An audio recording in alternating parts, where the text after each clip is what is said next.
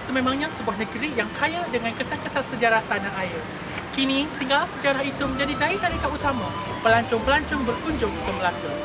Salah sebuah kawasan penting di Bandar Melaka ialah di sekitar Bukit Sempol yang pada satu ketika dahulu pernah menjadi pusat Empayar Kesultanan Melayu Melaka.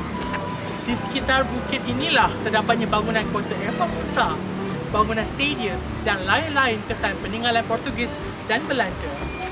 Malah, di atas Bukit Sempol pasti terdapat kesan tapak istana Melayu Melaka. Istana yang dibina di atas Bukit Sempol atau dulunya dikenali sebagai Bukit Melakini dipercayai istana Sultan Mansur Shah merupakan sebuah istana yang indah seperti yang digambarkan dalam sejarah Melayu karangan Tun Sri Lanang. Di pohon inilah segalanya bermula.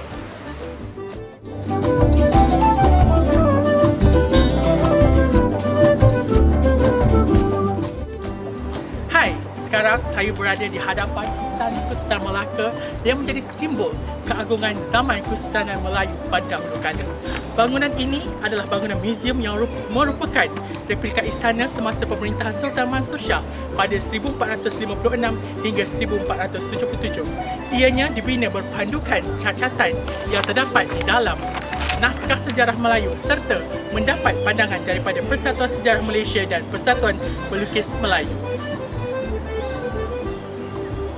Istana ini mempunyai bumbung bertingkat dengan bumbung pertamanya adalah yang terpanjang iaitu berukuran 246 kaki panjang dan 40 kaki lebar. Ia diperkuatkan dengan 4 batang tiang seri di samping lain-lain sampingan. Walaupun ianya adalah sebuah replika, namun ianya juga peninggalan 1001 sejarah bagi negara kita.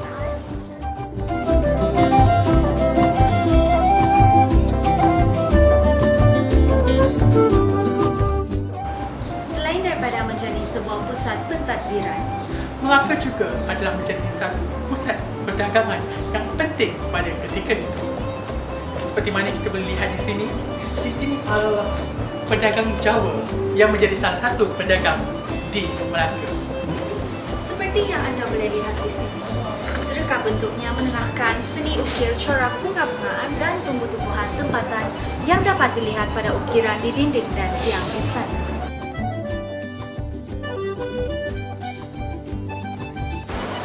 Melaka dikenali sebagai sebuah kerajaan yang mempunyai sistem pentadbiran yang paling tersusun sepanjang tempoh kekuasaannya. Secara keseluruhannya, Sultan yang berkenan melantik para pembesar yang berfungsi sebagai pentadbir, pelaksana undang-undang dan sebagainya. Sistem ini dipanggil sebagai sistem pembesar empat lipatan. Sistem pentadbiran kerajaan Melaka amat berkait rapat dengan peranan yang dimainkan oleh 4 pembesar utama iaitu Bendahara, Penghulu Bendahari, Temenggung dan juga Laksana. Secara keseluruhannya, muzium ini memperlihatkan fungsi dan peranan istana ketika itu dan memaparkan balai rongseri, bilik beradu diraja dan balai-balai yang melambangkan ketamadunan masyarakat Melayu. So, di sini saja penggambaran kita di Istana Melayu Melaka. Lepas ni kita nak ke mana pula, Lisa? Lepas ni kita nak pergi tempat-tempat yang lain pula. Tak tahu? Tunggu! Bye! Hai, kita kat Kota A Formosa.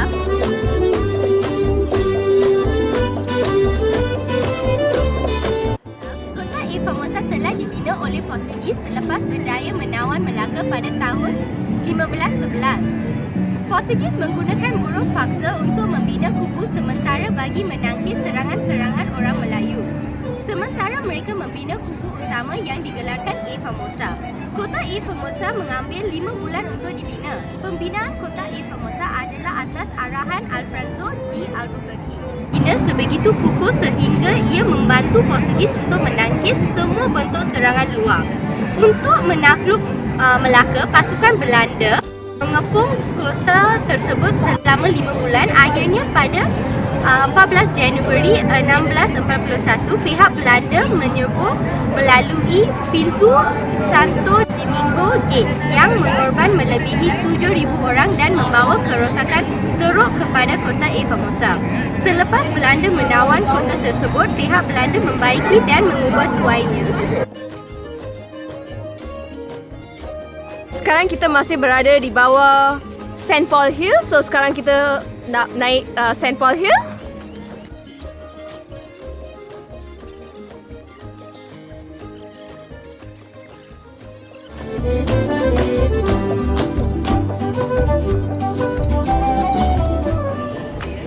Hai, kita berada di gereja St. Paul yang terletak di Bukit St. Paul. Bukit St. Paul juga dikenali sebagai Bukit Melaka ketika di zaman pemerintahan Kesultanan Melayu Melaka. Nama Bukit St. Paul diambil sempena nama gereja St. Paul yang sehingga kini masih kukuh berdiri di kemuncak bukit ini. Gereja St. Paul dibina oleh seorang Portugis pada tahun 1521 di atas Bukit St. Paul. Gereja ini telah dibina oleh seorang Katolik Portugis yang bernama Diego Ferreiro.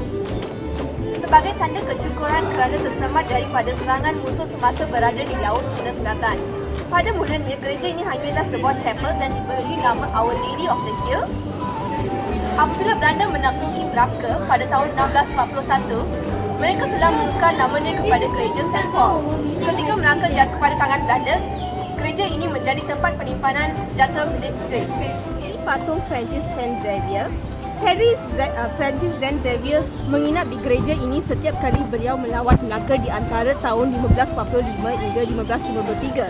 Apabila beliau meninggal dunia, jasad beliau disemadikan di dalam gereja ini selama 9 bulan dan kemudiannya dipindahkan ke Goa, India.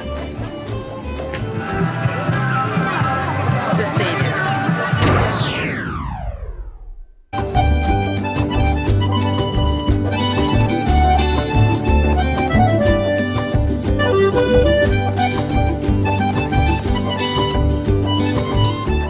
Stadius adalah perkataan lama Belanda yang bermaksud Dewan Bandaraya.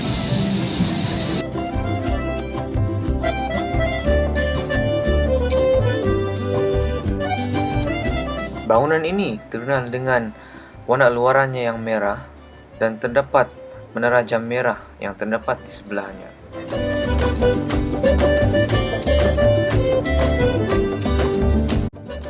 Bangunan ini dibina pada tahun 1650 untuk penempatan Governor dan Timbalan Governor Belanda.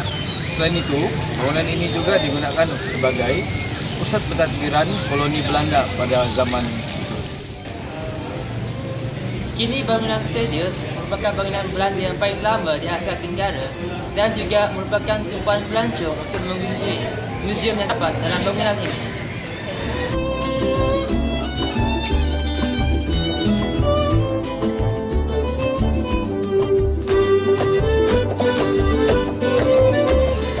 Dikenali sebagai bangunan merah, bangunan ini pada asalnya berwarna putih namun telah ditukar kepada warna cat merah oleh pihak Inggeris kerana ingin mengatasi masalah kotoran oleh sikap penduduk tempatan yang suka meludah air sil.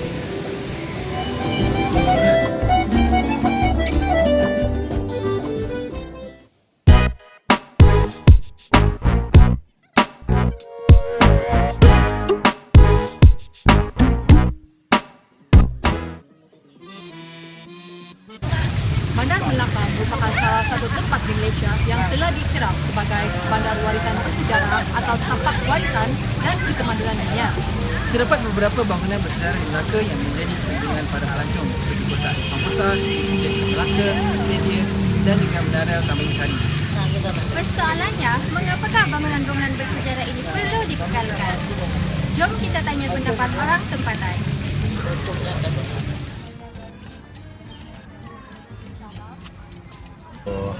Saya kira macam negeri Melaka ni patut dikekalkan lah pasal negeri yang bersejarah.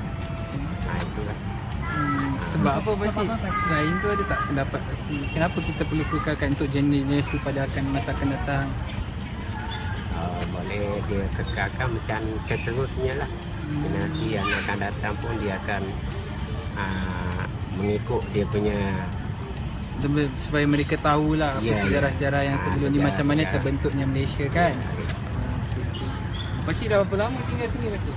pasti dah 32 tahun. I'm an Australian. Hello. Hello, miss. What's your name? My name is Judy and you, Judy. I am Mr. Mark Mr. Mark. Salamat. Selamat. And I come from Australia, but I live in Thailand. Wah, Melaka. Mr. Mark. Very, very friendly and historic town. It's probably the best tourist town in Malaysia. Wow. And for me, it's the best tourist town in the world. Oh, It's the best tourist town, and it's just so friendly. Portuguese came, some more Arabs probably came, and the then history the very well. Dutch, and then the English. So you people in Malacca have had practice at getting on with everybody.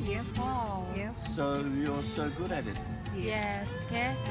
You come from Malacca? No, I'm from Sabah. Sabah. Ya, semua dia akan datang. Dia tahulah macam mana terbentuknya negara dia.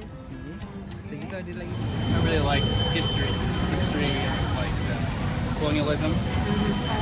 And so I've been to Indonesia and studied a lot about Indonesia, studied a lot about Southeast Asia and colonialism in general. So I know Malacca is a really important city and I wanted to visit. I went to the Maritime Museum and actually learned a little bit there that like the British and whatnot kind of destroyed the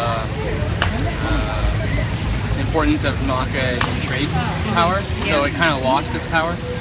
And I can see that compared to other cities and I've been to in Southeast Asia, like Singapore or even in Indonesia and some other places. So it seems like it has nice buildings and everything, but it seems like it's not quite like it used to be. Yeah. So it's a little sad. I think. Yeah. And for you as well. Yeah, it's very important. I haven't seen everything yet, but it has such a rich history that has made not only Malacca, but I think Malaysia as well, like its own thing. You know, so many cultures mixed. Yeah. And, it's very, very rich history. So I think, of course, it's very important to keep that. So other generations can know. Okay, thank you. Kekayaan ekonomi serta kemajuan dan ketertinggian tamadun adalah antara faktor yang mempengaruhi kuasa asing untuk datang menjelajah dan menjajah Melaka. Walaupun penjajahan merupakan suatu pengalaman yang pahit, namun kesan daripada penjajahan ini juga telah membuka ruang kepada negara dan rakyat ke arah pembentukan dan pengukuhan negara dari segi politik, ekonomi dan sosial. Ini juga telah menjadikan tamadun Malaysia hari ini padat dengan berbagai-bagai gabungan budaya yang membentuk budaya Malaysia yang unggul dan terbilang. Sekian itu saja dokumentari dari grup kami. Bye!